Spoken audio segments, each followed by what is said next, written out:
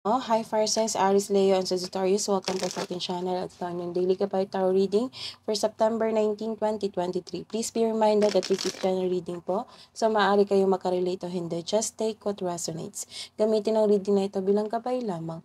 Balik po kayo dito bukas para sa ating Daily Gabay Tarot Reading for September 20, 2023. Please like, subscribe, and click bell button para updated po kayo sa Daily Tarot Reading natin. Maraming salamat po.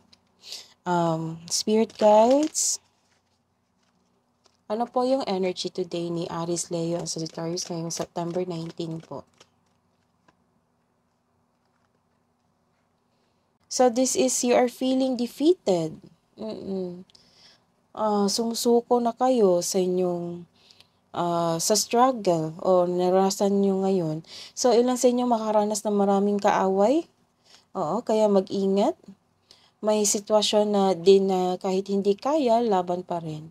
So, nagkaroon ng delay at blockages dito. So, ilan sa inyo ngayon nagkaroon ng pagkabalisa at pagpahiya. Nagkaroon din ng blockages against sa mga tao sa desisyon sa inyong buhay. So, gusto nilang makisali sa inyong desisyon sa buhay. Gusto nilang kontrolin ka. So, meron kang naramdaman na pagkatalo ngayon na para bang ang pagtayo na para sa sarili mo ay walang kabuluhan kasi nakikialam yung mga taong nasa paligid mo. So, make a journal para it will lead you na maging mahinahon ka at masuri ang sitwasyon. So, may ganap na celebration dito. It might be a travel. Oo, may celebration dito. It might be a birthday, anniversary, monthsary, wedding anniversary. Oo, this is a travel celebration with someone you love, with your family, your partner. So, let's see. Ano po ang advice niyo po para kay Aries, Leo, and Sagittarius ngayong September 19 po? Far away places. Get ready for new horizons. See? Nagkaroon talaga na travel dito. Some of you siguro gustong mag-abroad. So, reaching your destination, your light is shining brightly. So, sa plano mo ngayon, sa mga tinatahak nyong landas ngayon, nasa right path ka po, sabi ng universe. So, let's see ano po yung parating sa buhay niyo. Para po kay Aries, Leo, and Sagittarius ngayong September 19, para kay Aries, Leo, and Sagittarius. Spirit guides.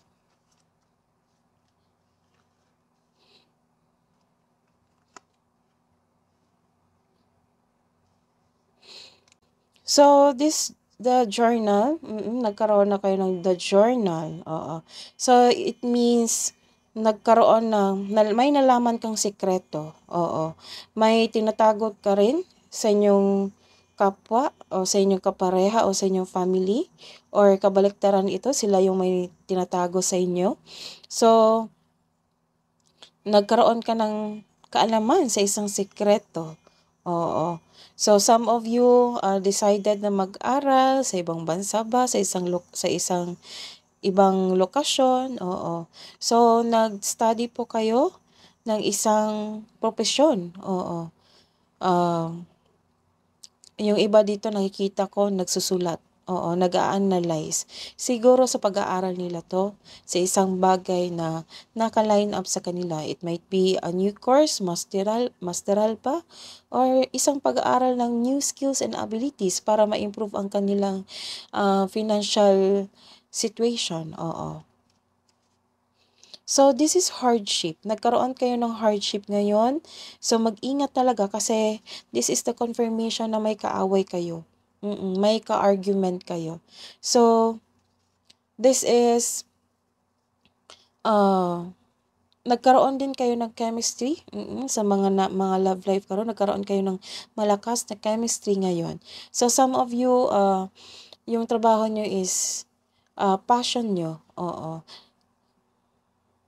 So, things that are repeated such as sex, physical fitness, or arguments, andyan. So, marami siyang message po. Yan yung parating sa inyo. So, let's see your career and money para kay Aries, Leo, and Sagittarius.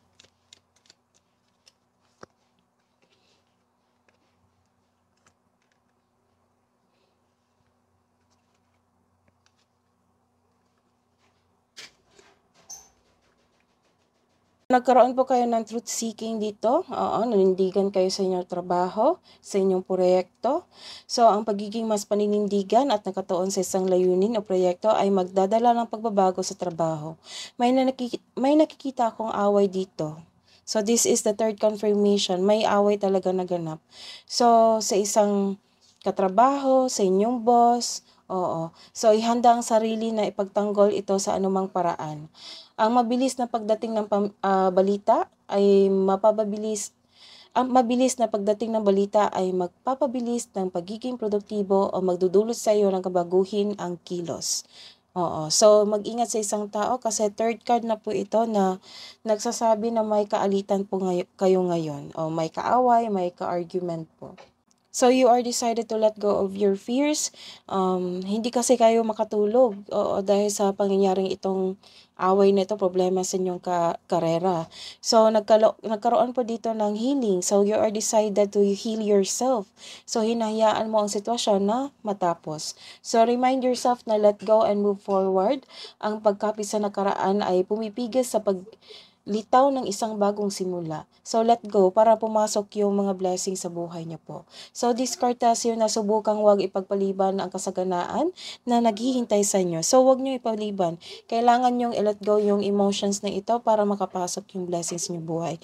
So, matatapos rin din tong argument na ito. Don't worry.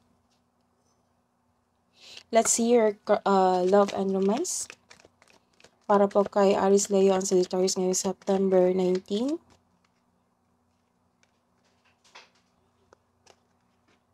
So, this is deception or panininlang. May naninlang sa inyo or sa inyong kapareha or sa inyong family. So, some of you nagkaroon din ng strategy. Para sa may relasyon, isa sa inyo na may lihim o nagsisinungaling sa inyo. So, this is the confirmation of the journal. Oo, malalaman mo na nagsisinungaling siya, malalaman mo kung ano yung totoo. Oo. So, this card asks you na ngayon na oras nito pang maging tapat at bukas at makipag-usap ng malinaw sa loob ng inyong relasyon. So, magkakaroon kayo ng conversation dito. Kasi may nalaman ka eh. This is the confirmation na may malaman ka. Para sa mga single, maaaring may tao na hindi tapat sa iyo pero patuloy ka pa rin susuyuin. Sinusuyo ka pa rin kahit alam mo na hindi siya tapat sa iyo. So, this is a reverse card. Nagkaroon po kayo ng isang disharmony, break up talaga. Kasi nagkaroon dito ng disharmony and break up pag-aaway. So, it might be a space lang or cool off. Wala talagang ganap na break up. It might be a great break up from your workplace. Nag-vacation leave ka, nagpahinga ka from the toxic workplace. So, nakikita ko dito tampuhan lang talaga. Oo, na humihingi ng space para maliwanagan kayo or magkaroon kayo ng mahinaho na sitwasyon. Kasi very aggressive So, the card asks you to trust your intuition also. Kasi may malalaman ka talaga na sikreto na kaya nagkaroon kayo ng tampuhan or away sa inyong kapareha. So, let me know kung nakaresonate po kayo. So, let's see the hidden truth para sa mga single.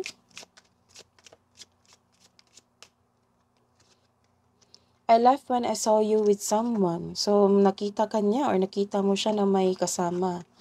Sa mga may relasyon, I want to be more than friends. Ano yan? Baka third party, hindi naman sana. Sa mga single, celebrate yourself. You deserved it. Yes, you deserved it. Celebrate nyo. Kasi nagkaroon ng celebration dito. So, you deserved it to celebrate. Sa mga may relasyon, think of a special moment that brought you much joy with your partner.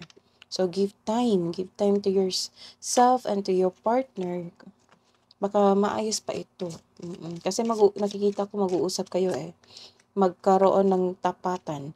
Life is a series of constantly shifting cycle when we resist change. We resist the natural flow of life and create unnecessary stress. Go with the flow. You will be surprised where it leads. kabuang advice po, hold your vision. So, connect to your intuition. Malakas yung intuition kasi may nalaman ka kasing sekreto. Oo, nalaman mo nga yung sekreto na hinahide sa iyo.